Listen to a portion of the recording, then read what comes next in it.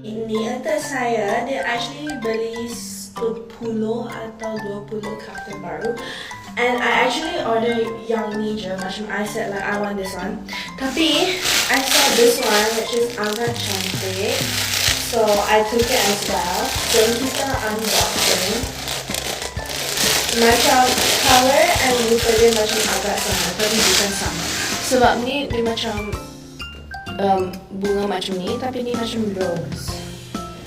Oh my god, cantiknya. And bukan itu je yang I dapat baru. I bought gentle monster semalam. So I actually only have this like one sunglasses yang RM100 je. So I bought this one. Ia agak mahal, macam RM1,300. Tapi tak apa, sebab agak cantik. Banyak pula lah. Okay, so dia datang macam ni. Actually I dah kind of unbox it, but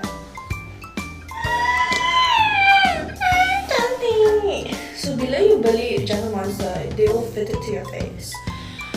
Oh my god, cantik tak?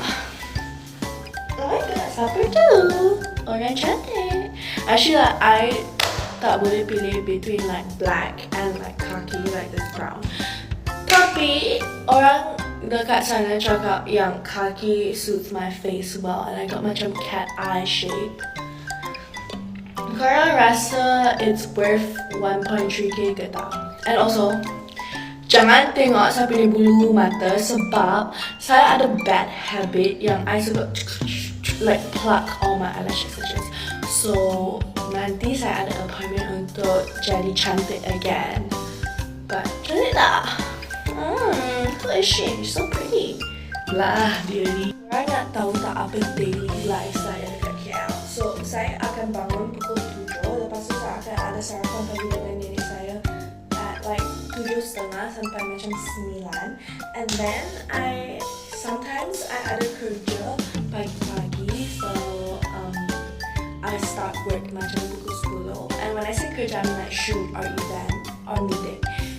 Tapi kalau tak, saya akan pergi ke Penang.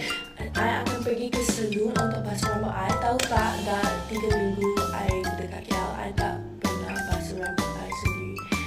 Yang I pergi Penang. I asyik cakap pergi Penang.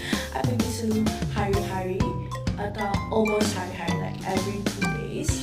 Lepas tu, saya akan ada shoot. Lepas tu, saya akan jumpa orang untuk makan tengah hari, kerja. Jumpa orang lagi untuk tea, kerja.